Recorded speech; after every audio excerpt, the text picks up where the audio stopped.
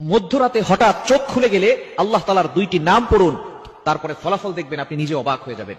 মধ্যরাত, এই রাতটা হচ্ছে রাতের শেষ অংশে যদি আপনার চোখ খুলে যায় তাহলে মনে করবেন আল্লাহ তাআলা আপনাকে সফলতার দ্বার প্রান্তে পৌঁছে দেওয়ার জন্য আপনার চোখটাকে খুলে দিয়েছে। কিন্তু দুঃখজনক হলেও সত্য, আমরা অনেকেই রাতের বেলা হঠাৎ করে চোখ খুলে গেলে অথবা ঘুম ভেঙে গেলে কিন্তু আমরা আল্লাহকে স্মরণ করি না।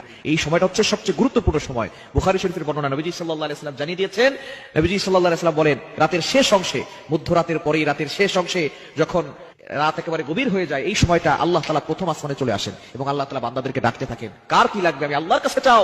রাতের শেষ অংশে এই সময়গুলোতে, এই সময় যদি আপনার চোখ খুলে যায়, আপনি এই আমলগুলো করতে দেরি করবেন না। আপনার উযু করার দরকার নাই, ওই অবস্থায় আপনি আমলটি করবেন। আল্লাহ তাআলা দুইটি নাম পড়বেন 11 বার করে। কয়বার?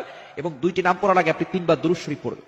দুরুদের ভিতরে সর্বশ্রেষ্ঠ দুরুদ হচ্ছে দুরুদ ইব্রাহিম। এই দুরুদটি বেশি বেশি পড়ার চেষ্টা করবেন। আল্লাহুম্মা সাল্লি আলা মুহাম্মাদ ওয়া আলা আলি মুহাম্মাদ কামা সাল্লাইতা আলা ইব্রাহিম ওয়া আলা আলি ইব্রাহিম ইন্নাকা হামিদুম মাজিদ। আল্লাহুম্মা বারিক আলা মুহাম্মাদ ওয়া আলা আলি মুহাম্মাদ কামা বারাকতা আলা ইব্রাহিম ওয়া আলা আলি ইব্রাহিম ইন্নাকা হামিদুম মাজিদ। এটা আপনি 3 বার করবেন। আর যদি এটা একটু বেশি কষ্ট হয়ে যায় তাহলে সাল্লাল্লাহু আলাইহি ওয়াসাল্লাম, সাল্লাল্লাহু আলাইহি ওয়াসাল্লাম, সাল্লাল্লাহু আলাইহি ওয়াসাল্লাম, এটা 3 বার পড়বেন। এরপর আল্লাহ তাআলা দুইটি গুণবাচক নাম পড়বেন।